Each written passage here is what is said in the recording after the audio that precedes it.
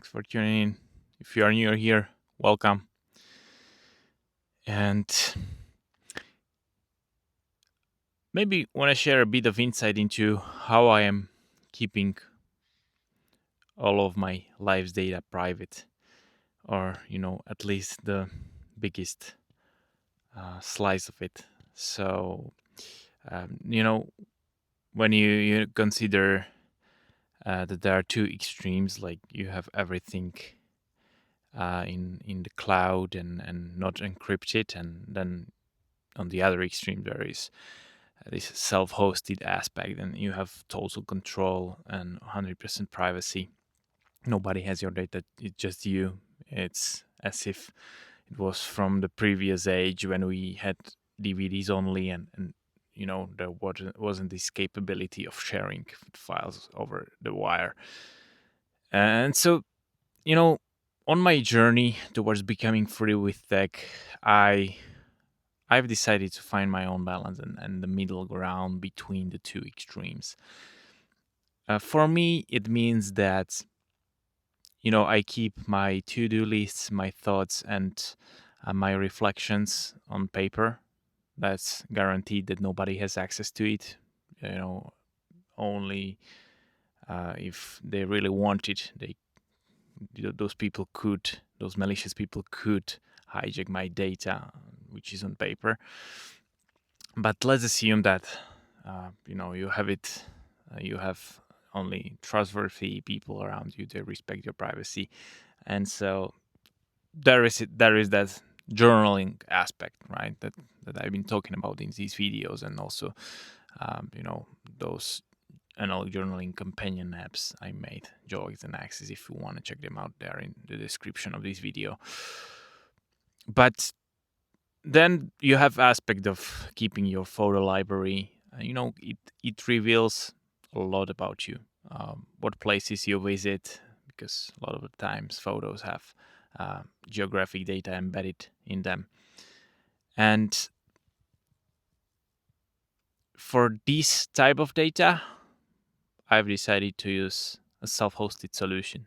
I'm no longer confident with the fact that my photos are residing somewhere in the cloud, and some companies are trying to benefit out of the data and build products that they can sell me in the end. So I would rather prefer to keep total control over my photo library. So this is like another layer of documenting my life, right? You have these thoughts, which is the first layer, and then you have the photo library, which is a more vibrant layer. So if I wanted, I have a date in my journal, and could easily find associated, photos with that date, because it's easy to filter in my self-hosted solution, which is Image, by the way. I also leave the link in the description, so you can check it out. It's really great solution and alternative for the mainstream photo management solutions. And by the way, I'm not paid by them to promote them. It's very early for them in this journey, and they're still making some breaking changes, so it's not stable yet. But I really appreciate all the effort that the team is making to make this as stable as possible. And so thanks to Image team, by the way. And then what else do we have? So we have also like this aspect of exchanging information in messaging apps. I've also talked about this aspect of our digital lives in the previous video, so I'm linking it. It should be linked somewhere up here. The way I approach digital messaging is that there is a timer on all the messages, which means that nothing is stored in the messaging app itself. I make sure that I extract all the important info from the chat into my journal, so this way there is zero digital footprint associated after the exchange. So that's, I would say, another aspect, because I saw some people, keeping all the info in their chats, and I mean, sure, you could do it, but personally, I don't feel confident, keeping that dependency for my live documentation somewhere in the messaging app, which is proprietary, and we don't know what's happening with the data, right? So maybe uh, what I would do is just to set those timers and erase everything that's in the history, right?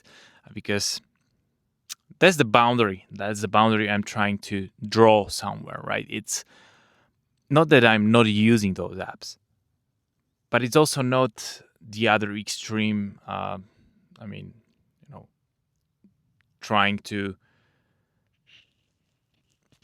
get rid of them and just assume that they're malicious or they are not the way I would like to have them, right? Idealistic way for like digital sovereignty, right? So that's I think that's another layer that I would consider when it comes to my live documentation. But we have also like a lot of documents, right? A lot of PDFs, receipts. I don't know, important digital stuff we no longer keep on paper because maybe it's searchable and it's quickly accessible from any device, so we keep it in digital. So this is another aspect, and for this, I would prefer to keep the availability aspect, right? So have it available from any device I want. So if I'm connected to the internet, I can access any of those files because they can be useful, and you don't know at which point. But the important thing here is to use an end-to-end encrypted solution. So which means that only I or only you have access to the data that you upload to the cloud, meaning it's not readable by the provider. And this is usually a service that you have to pay for, right? Uh, there is a limited threshold to the amount of data that you receive for free when registering for such a service. Usually, they don't offer a free tier because um, how does the company make money? They don't sell your data, so they have to receive it from their users, right?